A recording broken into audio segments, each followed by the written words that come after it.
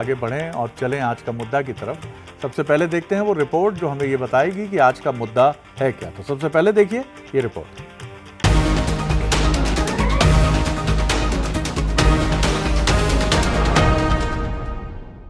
लोकसभा का चुनाव हुआ, मैंने और हमारी पूरी टीम ने लटेरी में 13 मतदान केंद्रों पे कांग्रेस के पोलिंग एजेंट नहीं बैठने दिए। हम लड़े हैं उसके लिए।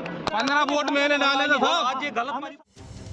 शुक्रवार को सागर सांसद लता वानखेड़े के सामने कार्यकर्ताओं के भिड़ने का वीडियो सोशल मीडिया पर वायरल हो गया।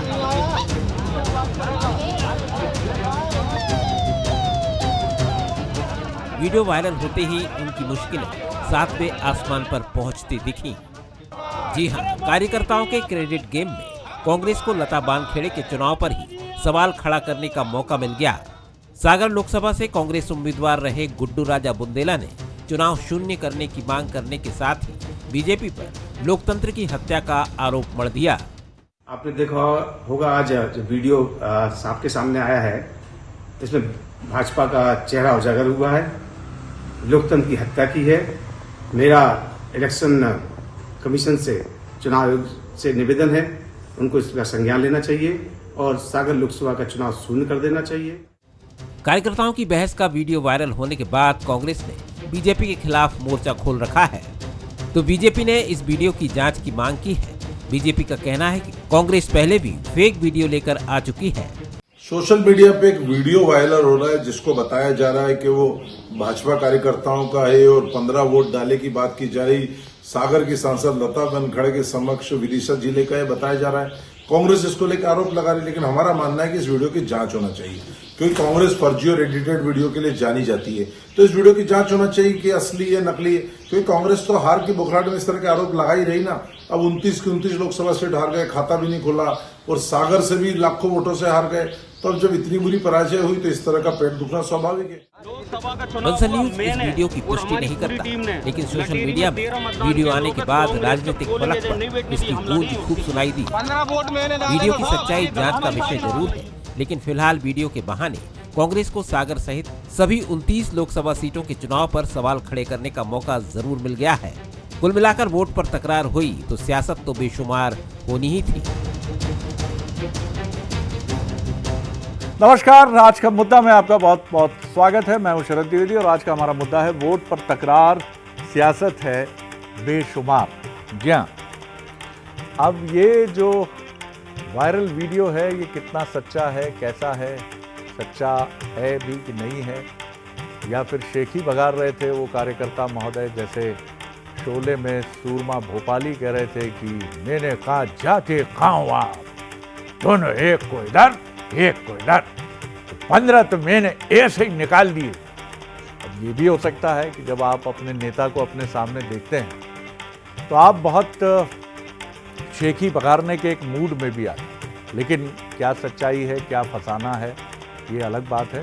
सबसे पहले देखिए बंसल न्यूज़ के वो सुलगते सवाल जिनके इर्द गिर्द हम कोशिश करेंगे कि ये डिबेट केंद्रित। क्या सागर सांसद का वायरल वीडियो बीजेपी की परेशानी बढ़ाने वाला है? पहला सवाल तो ये है।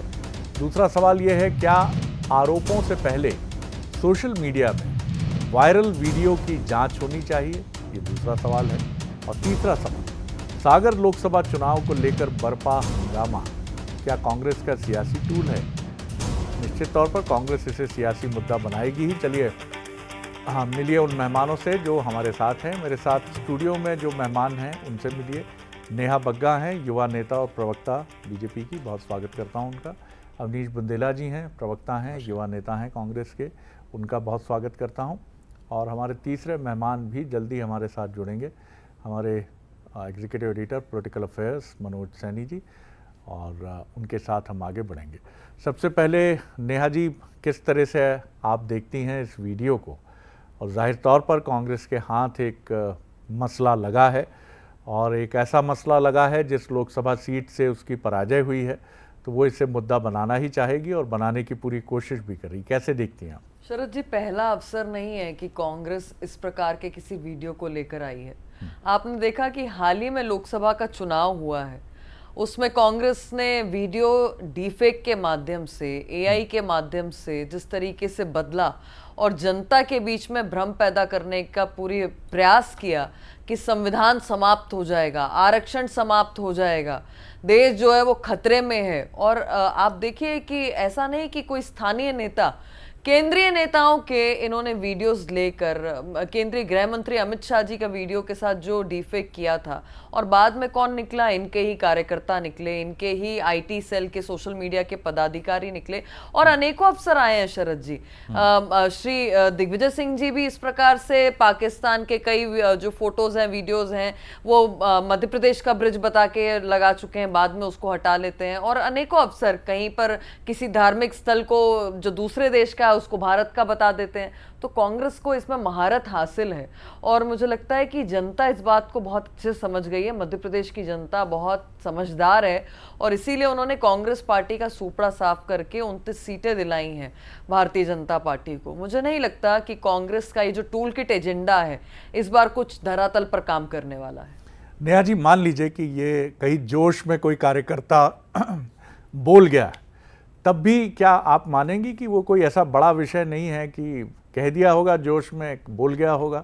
नहीं शरद जी, हाइपोथेटिकल नहीं हो सकते कि मान लीजिए बोल गया होगा, क्योंकि ये छोटी चीज नहीं है। हमारे यहाँ पर चुनाव आयोग एक बहुत जिम्मेदार स्वतंत्र संस्था है, जिस प्रकार की पूरी मशीनरी लगती है, ये संभव ही नहीं है। और संभव नहीं है, जैसे संविधान समाप्त हो जाए ये संभव नहीं है, आरक्षण समाप्त हो जाए संभव नहीं है, उसी प्रकार से मुझे लगता है कि जो हमने ये इतने बड़े बड़े 2 उदाहरण देखे हैं, जनता समझदार है, वो जानती है कि इतनी बड़ी बड़ी चीजें जब कांग्रेस झूठ बोल सकती है तो ये तो कर ही सकती है। तो आपका आरोप है कि ये कहीं ना कहीं एक फैब्रिकेटेड है, बनाया गया है, इसको कहीं तोड़ मरोड़ के कुछ ऑडियो मिक्स करके बनाया गया, यानी आप इसकी ऑथेंटिसिटी पे सवाल खड़ा कर रही हैं? जी अवनीश जी, आपकी तरफ आता हूं मैं। किस तरह देखते हैं आप जिस तरह का ये पूरा मसला है? बीजेपी कह रही है आपकी आदत में है ये बात, आप कहीं डीप फेक का सहारा लेते हैं, कहीं आप फिक्टिशियस और बनाए गए फैब्रिकेटेड किस्म के ऑडियो इधर उधर से जोड़कर बनाते हैं। और ये जो मसला है जो विदिशा के आसपास का बताया जा रहा है लता वानखेड़े जी का, ये भी कोई एक्सेप्शन नहीं है उसका। शरद जी, लटेरी का ये मसला है, और सबसे बड़ी बात, ये वीडियो कांग्रेस लेके नहीं आई, सॉरी, ये वीडियो मीडिया के माध्यम से आया है। 2-3 जिम्मेदार पत्रकारों ने इस वीडियो को सबसे पहले ग्रुपों में डाला, अपने सोशल मीडिया के अपने अकाउंट पर डाला शरद जी, वहां से ये वीडियो आया। और ये बात सिर्फ एक वीडियो की नहीं शरद जी, बात क्रोनोलॉजी की है कि आप बताएं, वो एक होड़ लगी है 3 लोगों में कि वो कह रहे मैंने 15 वोट डाले, मैंने 15 वोट डाले, और बड़ी दबंगई से कह रहे हैं कि 13 हमने बूथों पर कांग्रेस के एजेंट नहीं बैठने दिए। तो बात शरद जी इतनी हमें मालूम है, चुनाव खत्म हो चुके हैं, और हमें यह भी मालूम है कि आजकल की जो न्याय व्यवस्था है, विश्वास हम है, लेकिन ये इतना आसान नहीं है किसी का चुनाव शून्य करवा देना शरद जी, लेकिन लोकतंत्र है। अगर इस तरह की चीजें आएंगी तो हमारा फर्ज है कि हम सवाल खड़े करें, हम पूछें, और ये कांग्रेस नहीं कर रही, और हमने कभी भी कोई फेक वीडियो नहीं चला। वो काम अमित मालवीय करते हैं, जो इनके जो आईटी सेल के अध्यक्ष हैं, राहुल गांधी जी के भी कई सारे फैब्रिकेटेड वीडियो वही चला, हम कभी नहीं चलाते, और इसके लिए उनको सुप्रीम कोर्ट से लताड़ भी पड़ी शरद जी। और जो ये जो बात है, इसमें स्पष्ट लता वानखेड़े के सामने 2-3 समर्थकों में होड़ लगी, वो कह रहे हमने 15 वोट डाले। और शरद जी बात ये है, अगर हर बूथ पे स्थिति ये रही है, आप सियासी तूल ही देंगे इसको, या इसको कोर्ट में ले जाएंगे? सर जी, हम इसको कोर्ट में लेकर जाएंगे, हाई कोर्ट में। सबसे पहले हम पिटीशन लाएंगे। हमारे पास एक जानकारी और है कि लता वानखेड़े जी ने सरपंच का भी चुनाव लड़ा था, तो उसमें उन्होंने अपने आप को दलित बताया था शरद जी। ये मतलब मेरे तर्क के साथ बोल रहा हूं, आप देखिए आने वाले समय में इसमें हो सकता है हम दोबारा डिबेट करें। और इस बार के चुनाव में उन्होंने अपने आप को सामान्य कैटेगरी में बताया शरद जी। तो अभी तो इसमें बहुत सारे मोड़ आने हैं, और सबसे खास बात है शरद जी, मैं उन कुछ चंद लोगों में हूं जिसने सबसे पहले ये वीडियो जिसके हाथ आया, कुछ पत्रकारों ने भेजा, चूंकि इस चुनाव में मेरा थोड़ा बढ़ चढ़ के मेरा हिस्सेदारी भी रही है, और तो मुझे अच्छे से मालूम शरद जी कि वीडियो कहां से आया, कैसे आया। और ये जितने भी थे, वहां भाजपा के कार्यकर्ताओं में विवाद चल रहा था कि आप कहां खाना खाने गई, किसके यहाँ ठहरी, प्रवास पर किसके आई। तो सर जी उसके बीच में ये सारी बातें आई, आपने बड़ा हम तो कहीं खुलासा है ही किया नहीं है। इसमें, हम तो बीच में ही नहीं है कहीं इसमें। अगर कितनी सत्यता है ये वक्त बताएगा, जब आप ये मसले लेकर न्यायालय की दहलीज तक पहुंचेंगे। तो मैं बता दूं आपको कि एक बड़ा खुलासा करने का दावा कांग्रेस की तरफ से अवनीश बुंदेला जी का ये भी है कि बीजेपी की सांसद जो हैं उन्होंने जब सरपंच का चुनाव लिया, ऐसा दावा लड़ा जब उन्होंने, तो दावा है कांग्रेस का बुंदेला जी का कि तब उन्होंने दूसरा जाति सर्टिफिकेट पेश किया अनुसूचित जाति वर्ग का, क्या बुंदेला साहब, बिल्कुल। और उन्होंने जो लोकसभा सागर लोकसभा सीट का सामान्य बताते हुए चुनाव लड़ा। तो ये अगर इस दावे में दम है तो ये आगे बात और बढ़ेगी। मनोज, आप किस तरह देखते हैं, बीजेपी के अंदर खाने में क्या रिएक्शन है इस घटना का? जैसा अवनीश दावा कर रहे हैं कि ये मीडिया की तरफ से वायरल हुआ वीडियो है और इसमें किसी कांग्रेस या बीजेपी तो क्यों करेगी, कांग्रेस का कोई हाथ नहीं है। और दूसरी तरफ बीजेपी नेहा बग्गा जी का कहना है कि ये सब कांग्रेस की उसी रणनीति का हिस्सा है जिसके चलते वो डीप फेक और चीज़ों को तोड़ मरोड़ कर प्रस्तुत करती है। आप कैसे देखते हैं पूरे मामले को? देखिए शरद जी, ओवरऑल तो पूरा साइड इफेक्ट है। साइड इफेक्ट इस बात का है कि आप जिन कार्यकर्ताओं के जरिए मैदान में जाते हैं, उन कार्यकर्ताओं को जब आप भूलेंगे तो वो आपके खिलाफ खड़े हो जाएंगे। ये भारतीय जनता पार्टी में अमूमन होता नहीं है, लेकिन धीरे धीरे कर इस तरह की खबरें आ रही है, चिंता बढ़ाने वाली बात है पार्टी के भीतर। दूसरी बात यह है कि वीडियो में कितनी सच्चाई है, क्या वीडियो है। जब इस तरह के वीडियो आते हैं तो हम उन खबरों को लेते हैं और इसमें इसीलिए बीजेपी से बात भी करते हैं, कांग्रेस से बात भी करते हैं कि उनका पक्ष क्या है, वो दिखा भी रहे। लेकिन महत्वपूर्ण बात यह है कि जो सांसद महोदय हैं लता बानखेड़े, वो किसी कांग्रेस के व्यक्ति के यहाँ भोजन करने पहुँच रही थी। उसको लेकर विवाद हुआ कि आपको जिताया हमने, वोट हमने कराया, रात दिन हमने एक कर दिया, और आप जिनके यहाँ भोजन करने जा रही है वो तो दिग्विजय सिंह जी, जैसा उस बयान में कहा जा रहा है, वो तो उनके बड़े नज़दीक है। तो फिर हमारा वोट देने का या हमारी मेहनत करने का मतलब क्या? और जोश में कई बार कार्यकर्ता जोश में कहें, गुस्से में कहें, नाराजगी में कहें, अपना होश खो बैठता है। तो ये उसी तरह की बात है। इसके अलावा एक और भाव होता है कि कहीं उलझाने के लिए। बिल्कुल आप ठीक कह रहे हैं। तो अब इसमें उलझाने की बात भी हो जाती है। तो उन्होंने कहा कि कांग्रेस का कार्यकर्ता तो बूथ तक हमने पहुंचने नहीं दिया, और दूसरा ये कि 15-15 वोट तो हम डलवा दिए। पर ये जरूर है कि एक हाथ में हथियार, जिसे आप भी कह रहे थे, वो कांग्रेस के मिल गया है। अभी तक दिग्विजय सिंह जी इस मुद्दे को खूब उठाते रहे, इसीलिए उन्होंने आज ट्वीट भी किया और कहा है क्या सीजेआई अब इस पर कुछ करेगा? तो कोर्ट जाने की तैयारी है, यानी मुश्किलें तो बढ़ेंगी।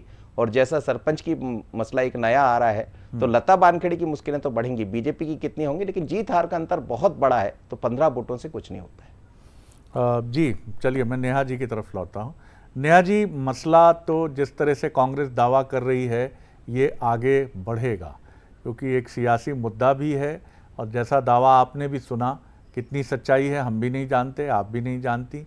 ये कांग्रेस का दावा है और कांग्रेस के पास अगर प्रमाण है तो वो रखेगी ही, और नहीं है प्रमाण तो ये मामला जैसा आप कह रही थी वैसा ही बिना किसी निष्कर्ष पर पहुँचे एक पॉलिटिकल अंजाम को प्राप्त हो जाएगा। लेकिन फिर भी किस तरह से आप देखती हैं, क्योंकि वहाँ कुछ ये जितना मैंने भी देखा और जिस तरह का अनुभव हमारा है, तो हमने ये देखा कि वो एक स्पॉन्टेनियस रिएक्शन है। अब इसका क्या मंतव्य है कि कार्यकर्ता कह रहे हैं, और ऐसी बात आमतौर पर कही नहीं जाती है। कोई भी ये बात नहीं कहेगा, भले ही मोबाइल वहाँ पर एक्टिव हों, क्योंकि मीडिया के कैमरे हैं या नहीं भी हैं, तब भी मोबाइल से लोग रिकॉर्डिंग हर जगह करते हैं, हर घटना की करते हैं, कार्यकर्ता ही करते हैं। ऐसे में ये बीजेपी के कार्यकर्ताओं का अनुशासन तो नहीं है। तो क्या ये कांग्रेस से बीजेपी में आकर बीजेपी के हो गए कार्यकर्ता थे, या कुछ और भी हो सकता है?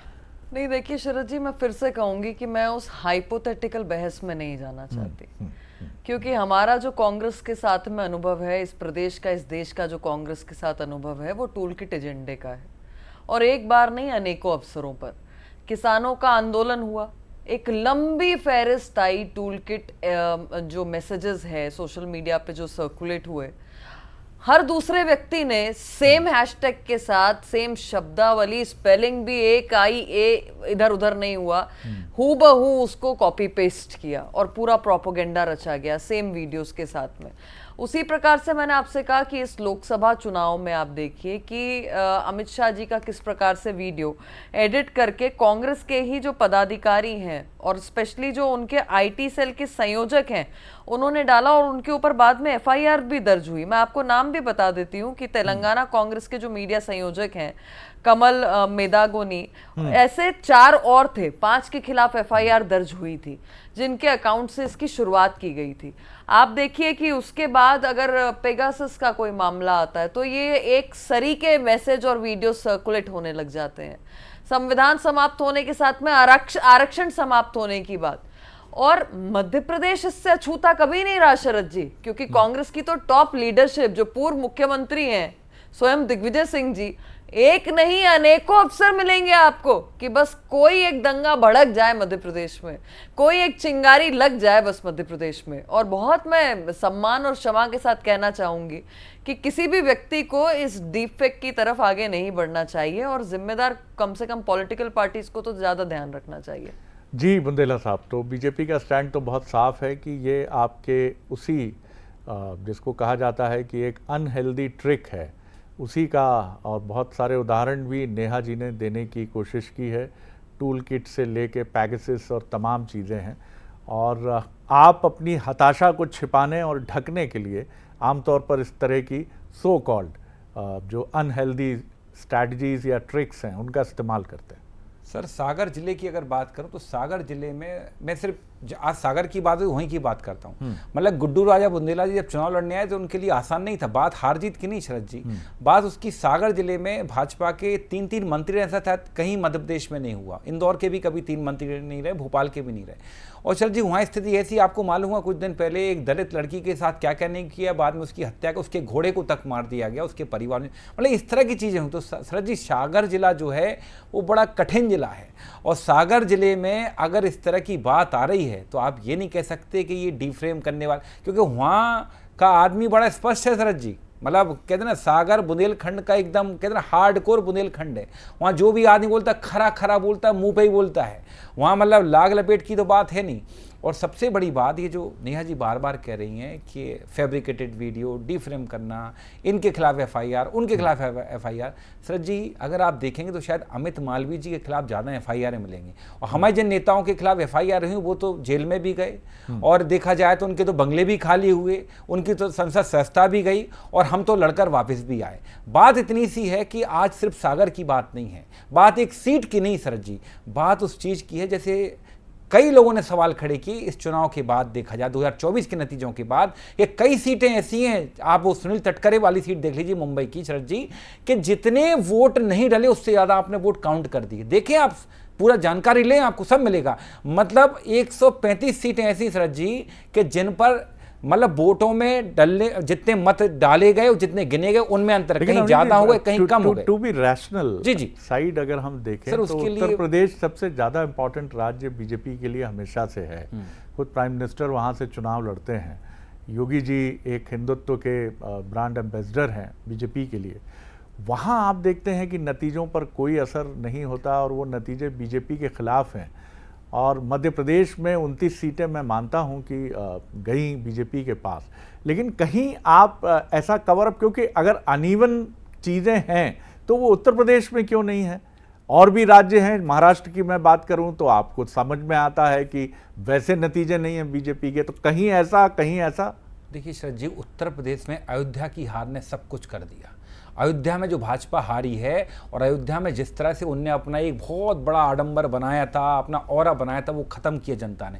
इसके अलावा नरेंद्र मोदी जी बस छू कर निकली शरद जी हार, 3 राउंड तक पीछे चले हैं, सबको मालूम है, हार छू कर निकली है। ऐसे भी कई सारे भाजपा के वहाँ नेता हैं जो मंडल अध्यक्ष, वो कह रहे हमने मोदी को वोट नहीं दिए, और मोदी ठीक है जीते, हम प्रधानमंत्री हैं, उनकी हार जीत पर हम सवाल खड़े नहीं करते शरद जी, क्योंकि प्रधानमंत्री पद की गरिमा होती। हम नहीं चाहते कि भारत देश का प्रधानमंत्री किसी भी राजनीतिक दल का हो वो लोकसभा का चुनाव हारे, क्योंकि उससे नाक कटती देश की, उससे बदनामी होती देश की। तो कहीं ना कहीं शरद जी देखिए, भारतीय जनता पार्टी को जो उत्तर प्रदेश में नतीजे आए वो उत्साहजनक बिल्कुल नहीं है। 240 पे क्यों? आज जो बैसाखियों पर आए ना सर, जो बैसाखियों पर खड़े हैं, वो उत्तर प्रदेश का उसमें बहुत बड़ी भूमिका है। बाकी हाँ ये सवाल खड़े होंगे शरद जी कि जहां जितने वोट नहीं थे आपने उससे ज्यादा गिन दिए। मुंबई की सीट पर ऐसा हुआ, बिहार की सीट में आप जाएं, तेलंगाना में जाएं, कर्नाटक में जाएं, कई जगह ऐसा हुआ शरद जी, दिल्ली में आप देख लें। तो ये देखिए सवाल रहेंगे, क्योंकि लोकतंत्र है। लोगों के जहन पर छोड़ते हैं कि क्या राहुल गांधी जो भारत जोड़ो यात्रा पर निकले, मेहनत की, ज़मीन से कनेक्ट होने की कोशिश की, ये उसका असर है, या फिर जैसा कांग्रेस का आरोप है और जैसा भारत के निर्वाचन आयुक्त मुख्य कहते भी हैं कि एक दिन ईवीएम अपनी बेगुनाही का सबूत भी प्रस्तुत करेगी, तो उस दिन का भी इंतज़ार होगा। मनोज ये भी समझाइए, क्या सागर इससे कोई इनकार नहीं कर सकता कि बीजेपी के हाई प्रोफाइल पॉलिटिशियन की एक उनकी केंद्रित राजनीति का गढ़ है? गोपाल भार्गव जी हैं, भूपेंद्र सिंह जी हैं, गोविंद सिंह राजपूत हैं। ऐसे में क्या कोई इंटरनल कॉन्फ्लिक्ट, कोई इंटरनल पॉलिटिक्स का भी सिरा क्या लता जी से जुड़ता है कि वहाँ कुछ पावरफुल लोग भारतीय जनता पार्टी के ही नहीं चाहते हैं कि उनको कुछ अस्थिर करने की, उनको कुछ परेशान करने की एक कोशिश भी हो सकती है क्या? ये देखिए शरद जी, जहां ये पूरा घटनाक्रम घटित हुआ है वो है लटेरी, सिरोंज में आता है और विदिशा जिले में आता है। तो ये बात सच है कि सागर लोकसभा में लगता है, तो बहुत ज्यादा प्रभाव बुंदेलखंड का वहां जितना मैं समझ पा रहा हूं।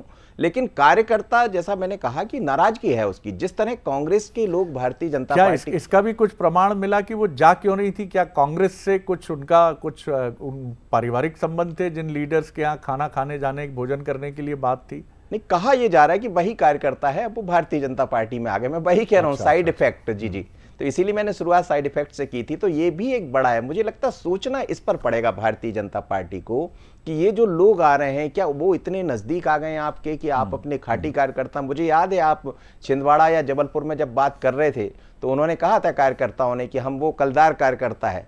तो वो कलदार कार्यकर्ता को गुस्सा भी आएगा, नाराज भी होगा। ये बात अलग है उसने वोट डलवाया नहीं डलवाया, पर ये विचारणीय हो सकता है। पार्टी को सोचना पड़ेगा कि उस कार्यकर्ता ने आखिर ऐसा क्यों कहा, इतना गुस्सा उसको क्यों आया। और आप जिसको जिता रहे हैं, जिस भारतीय जनता पार्टी ने आपको सांसद बना दिया, पहली प्रायोरिटी तो आपको यही होना चाहिए कि वो कार्यकर्ता, वो खाटी कार्यकर्ता जैसा उस वीडियो में दिख रहा है, पहले आपसे उससे मिल लेना चाहिए। वो कह रहे हैं कि साहब आप जो सूची आपके पास रखी है, ये सूची में आप देखिए एक भी नाम वो नहीं है जो भारतीय जनता पार्टी से बरसों से जुड़े, तो आप उनके यहाँ पहुंच रही। मुझे लगता है उसके कारण ये चीजें हुई हैं। लेकिन ऐसे बहुत सारे मुद्दे, आपने उत्तर प्रदेश का जिक्र किया या कहीं का, तो मुझे अब ये नहीं लगता है कि ये बहुत ऐसी बात रह गई है कि कोई फर्जी वोट करवाएगा। इससे तो बहुत आगे निकल गया। ये वाले चुनाव ने तो कम से कम लोगों को बता दिया है कि इन सब चीजों की कोई जगह नहीं है भारत के लोकतंत्र में। यहाँ चुनाव होता है, जनता तय करती है कि किसको कहाँ पहुंचना है और विपक्ष में किस हद तक किसको कहाँ पहुंचाना। वो इस बार के चुनाव में दिखाई भी दिया। और जीत हार का अंतर शरद जी बहुत बड़ा अंतर है। तो मुझे मनोज, आप जो बात कह रहे हैं थोड़ा लाइटर नोट में मुझे आर.के. लक्ष्मण साहब, दिवंगत नामचीन कार्टूनिस्ट याद आ गए। और मुझे लगता है कि शायद अगले दिन इसके बाद उनका कार्टून फ्रंट पेज पे कुछ इस तरह होता कि एक नेताजी सर खुजा रहे हैं और कह रहे हैं कि चुनाव में गड़बड़ हो गई भैया। क्यों गड़बड़ हो गई? वो पूर्व कांग्रेसी वर्तमान भाजपाई के यहाँ भोजन कर लिया यार हमने गलती से, इसलिए टेंशन हो गया। तो अब ऐसी चीज़ें भी ना सामने आए। हालांकि सवाल मैं नेहा जी के सामने नहीं रखूंगा, नहीं तो कहेंगे फिर हाइपोथेटिकल चीज़ें हैं नेहा जी। लेकिन ये समझना हमको पड़ेगा कि ये पूर्व और वर्तमान का जो पंगा है, मैं मनोज की बात को स्पष्ट कर दूं, कैलाश विजयवर्गीय जी के साथ हम छिंदवाड़ा में थे और वहाँ हमने कार्यकर्ताओं से पूछा कि ये जो आ रहे हैं इनमें कौन असली है, कलदार कौन है? तो उन्होंने कलदार हमें भैया, हम ही हैं असली बीजेपी वाले। और मैंने कहा ये कौन है? तो उन्होंने कहा चिल्लर हैं जे। तो ये कॉन्फ्लिक्ट तो रहेगा, ये आपके लेवल पे नहीं होगा और ऊपर लेवल पे नहीं होगा, लेकिन ये कॉन्फ्लिक्ट रहेगा और ये कॉन्फ्लिक्ट को बहुत अच्छे ढंग से आपको टैकल करना है। जी शरद जी, जब परिवार में कोई भी नया सदस्य जुड़ता है तो नेचुरली थोड़ा सा एडजस्टमेंट में समय लगता है। पर भारतीय जनता पार्टी किस लिए जानी जाती है? वो कहती है कि जो प्रतिक्षण चलता है वो प्रशिक्षण है। और जब प्रशिक्षण का हिस्सा नए परिवार के सदस्य बनते हैं तो निश्चित तौर पर विचारधारा से भी जुड़ते हैं, उस गति से भी जुड़ते हैं और वो समन्वय का भी हिस्सा बनते हैं। तो मैं मानती हूँ कि आपकी बात सही है, मनोज जी जो कह रहे हैं वह भी सही है। नए जब सदस्य होते हैं तो कुछ कभी जो है मतभेद होते हैं, किसी प्रकार के एडजस्टमेंट में समस्या आती है, पर उसका एक मात्र जो तरीका है वो भाजपा का, वो प्रतिक्षण चलने वाला प्रशिक्षण है। और मुझे लगता है कि समय के साथ में वो परिवार में जब रम जाएंगे तो इस प्रकार की जो चीज़ें हैं जो कभी कभी किसी कार्यकर्ता के मुंह से सुनने को मिलती हैं वो भी समाप्त होंगी। अवनीश जी, अब आप इसे मुद्दा तो बना ही रहे हैं, तूल भी इसे दे रहे हैं और विपक्ष के नाते जाहिर तौर पर इस तरह के मसले जब भी आते हैं तो विपक्ष पूरी ताकत से लड़ता है। लेकिन आपकी अपनी स्ट्रेंथ पर भी आपको पूरा ध्यान देना है और आप दे ही रहे हैं।